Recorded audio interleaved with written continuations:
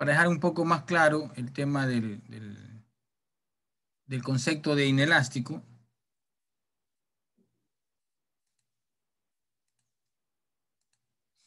Sí, aquí tenemos eh, la acción de la fuerza sísmica en una estructura. En el gráfico a la izquierda es el comportamiento elástico de esa estructura, es decir, con un factor R igual 1. O en otras palabras, no se aplica el factor R. La estructura está diseñada para soportar toda la fuerza sísmica, ¿no? Por lo tanto, la sección, los elementos se mantienen en el rango elástico, no entran en el rango inelástico, ¿sí? Entonces aquí tenemos la estructura. Vamos a ver que tienen unos alumnos que están, ahí está. Entonces la estructura, en este gráfico vemos el cortante, el cortante elástico versus la deformación elástica, ¿no? Entonces viene la acción del sismo, la estructura se mantiene en el rango elástico, se produce el cortante máximo de diseño y el desplazamiento máximo. ¿Okay? Entonces, como pueden ver en el gráfico, el comportamiento es elástico, es decir, que las secciones tienen las propiedades para absorber toda la fuerza sísmica, ¿no? Esto significa que la estructura pues, va a tener unas secciones lo suficientemente grandes para absorber la acción sísmica mediante resistencia, ¿no? Entonces, pero estas secciones obviamente se pueden aplicar a ciertas estructuras súper especiales que queremos que no sufran ningún tipo de daño, ¿no? Por ejemplo, un hospital especializado, una torre de control, una estación de policía, ¿sí? La cárcel, un hospital. Queremos que obviamente no se produzca daño en esa estructura. Entonces, obviamente, ejecutar esa obra, ejecutar esa estructura, construirla, demanda un mayor costo que si se diseña tomando en cuenta las normas del diseño sismo resistente, como en el caso de acá, en donde normalmente lo que se hace comúnmente es se obtiene la fuerza elástica máxima, ¿ves? Que y usted no diseña con eso, sino que la norma le permite disminuir esa fuerza mediante la aplicación de un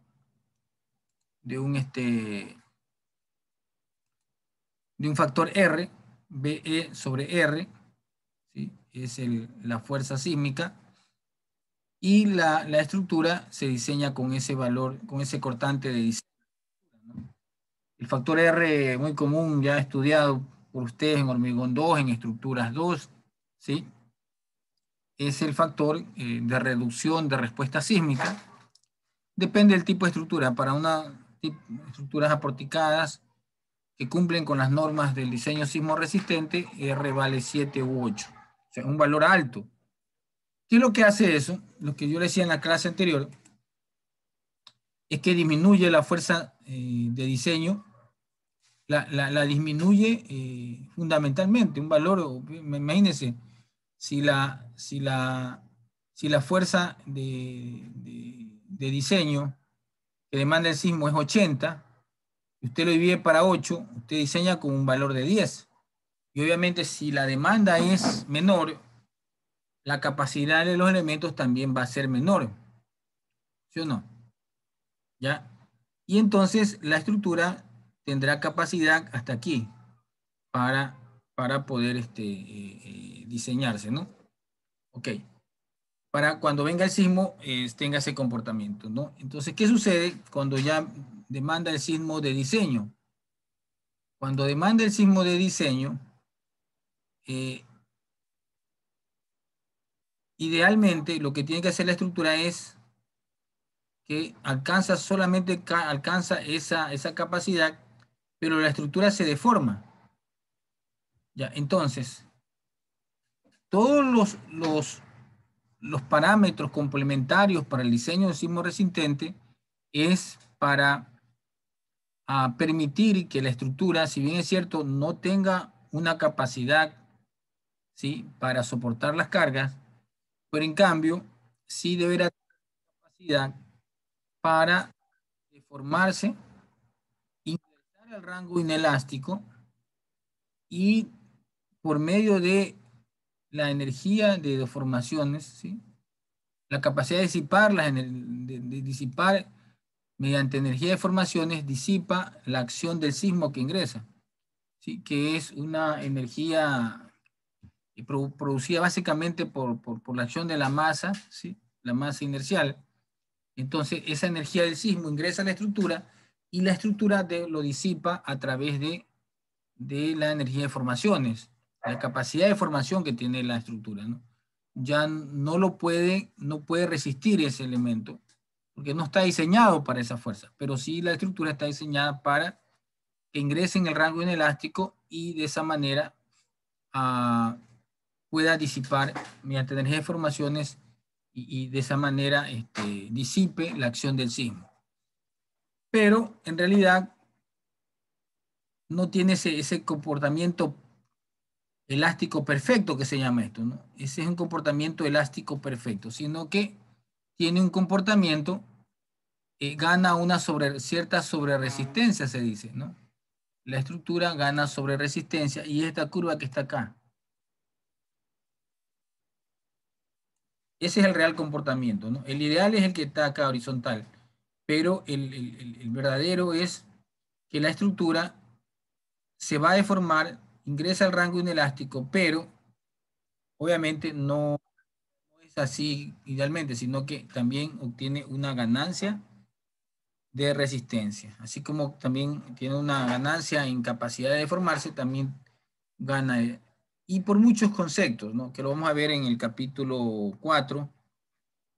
Por ejemplo, la sobreresistencia en los materiales, que es uno de los factores más importantes, que eso lo vamos a ver en el capítulo siguiente. Resistencia en los materiales, la capacidad de la estructura de ser redundante y la capacidad de ductilidad que tiene por lo tanto, el verdadero R ya no es este que está acá. Va a haber un R que es RD, como un R de ductilidad, que es que la estructura en realidad no es que llega a esta fuerza máxima y ahí se deforma, no. Sí se deforma, pero tiene una ganancia de resistencia, ¿no? Bien, eso se lo analizará en el capítulo 4. Y entonces, de esta manera,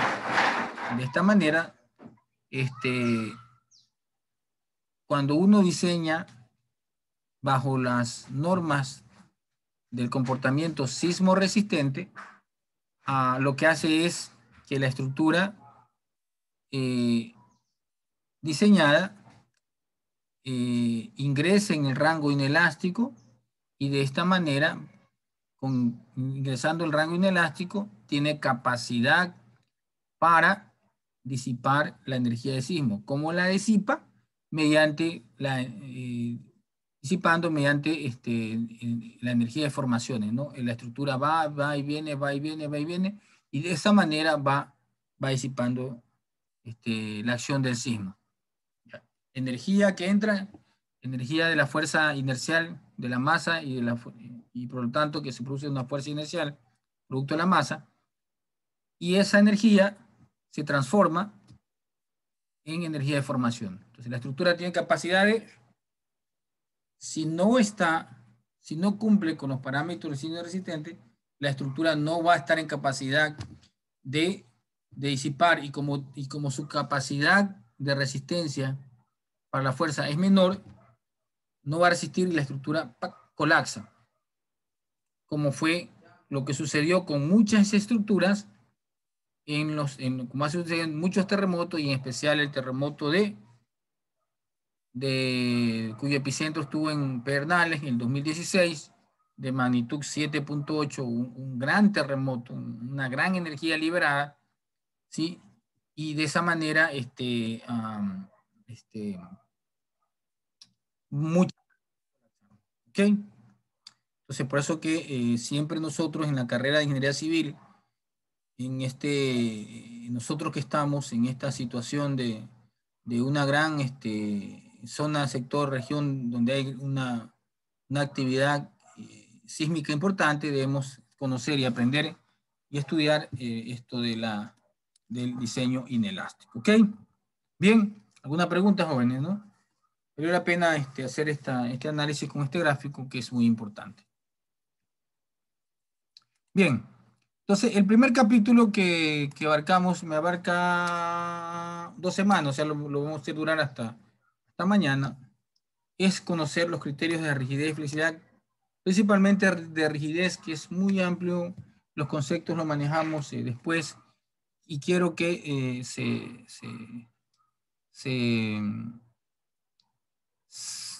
sepa diferenciar entre rigidez y flexibilidad y se sepa manejar bien este criterio, ¿no? Muy, muy importante en el comportamiento sismo resistente. Bien. Ok, entonces vamos entrando entonces al capítulo 1, introducción a los criterios de rigidez y flexibilidad. Ok. Y nos quedamos con este gráfico. Aquí este gráfico es muy importante. El gráfico define aquí la acción y su respuesta, que es el desplazamiento, ¿no? La acción o la fuerza y el desplazamiento, ¿no? Y lo vamos a hacer mediante este elemento estructural tan básico que es una barra con un resorte, ¿ya? Una pequeña barra con un gran resorte que tiene un comportamiento elástico, un resorte elástico, y al cual a ese elemento se le va a aplicar una carga axial en un extremo, el otro está empotrado, y como respuesta a esa acción, el elemento se deforma, ¿ya? Entonces se deforma el elemento y está deformado y eso se lo denomina con la letra U, ¿ya?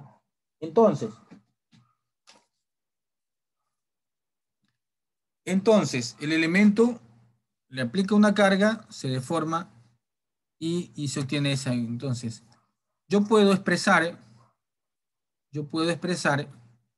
esa situación, ¿sí? Yo lo puedo expresar mediante unas fórmulas, ¿no?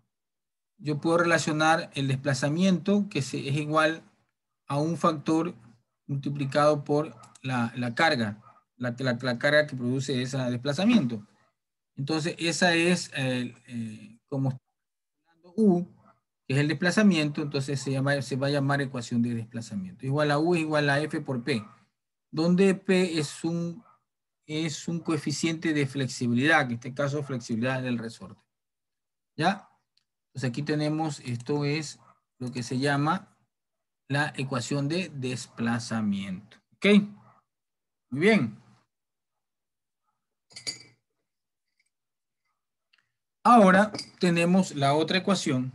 Podemos también relacionar lo contrario, la fuerza o la acción es igual a K por U, donde K es la constante de rigidez. ¿Ya?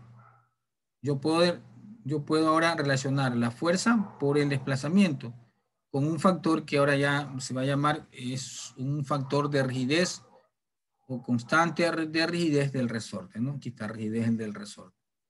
Entonces, estas dos ecuaciones son fundamentales en el análisis estructural. La ecuación de desplazamiento, donde interviene el factor de flexibilidad, ¿no? Desplazamiento, flexibilidad, ¿no?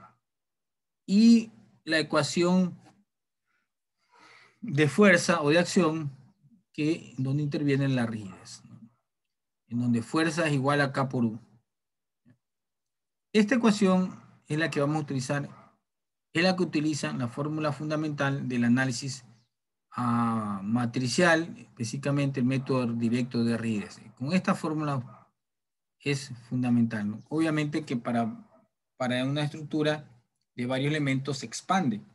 Ya la vamos a ver cómo se expande. Bien, la relación que existe entre F y K es una relación inversa. Es decir, F igual a 1 entre K o K igual a 1 entre F, ¿no? Existe una relación inversa entre esos coeficientes. Bien, entonces vamos a estudiar un poco esos conceptos. Pero una consulta, en la que decían anterior en la fórmula 1,1, F1 sobre K o K1 sobre F, ahí dice abajo, estas relaciones son realizadas para cualquier estructura linealmente elástica. ¿A qué se refiere eso? Me parece un ratito que no lo escucho bien, pero déjeme subirle el... Oye, un ratito porque... Ya, dentro de la primera diapositiva que enseñó de la ecuación de desplazamiento y ecuación de resorte, Sí, ahí le F escucho. igual 1 sobre K o igual K1 sobre F. Ahí dice, estas relaciones son realizadas por cualquier estructura linealmente elástica. Ah, ¿A ya. qué le llamamos linealmente elástica? A esa estructura. Un ejemplo. Estructura, una estructura, esta es linealmente elástica. Cumple con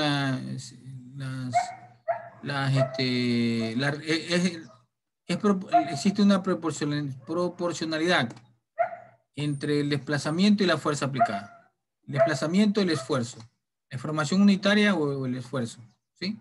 Eso es una estructura que cumple con las características lineal elástica. ¿Ok? Y todas las estructuras en estado de servicio están en ese rango elástico. Todas las estructuras. Usted ve una casa que está soportando cargas, están dentro del rango elástico. ¿Cuándo están en el rango inelástico? Cuando viene un evento extremo, un sismo, por ejemplo. En el caso de estructuras de acero o de hormigón armado, la mayoría de las estructuras están en estado de servicio dentro de un rango elástico, no es decir, carga de servicios. ¿Sí? Entonces, la idea de las normas es en base a la mayoración, ¿sí? Y al avance y en base a la aplicación de una carga extrema, un evento extremo, por ejemplo, la estructura ingrese al rango, ¿no? Ok. ¿Está claro, joven? Sí, ingeniero. Ok, gracias. Ok. Bien, entonces aquí tenemos las fórmulas. Este, este es la flexibilidad, ¿no? El concepto de la flexibilidad para el ejercicio anterior. Copien un ratito que voy a traerme un vaso de agua que con la explicación anterior, un poco corto, ¿no? Déjame pasar.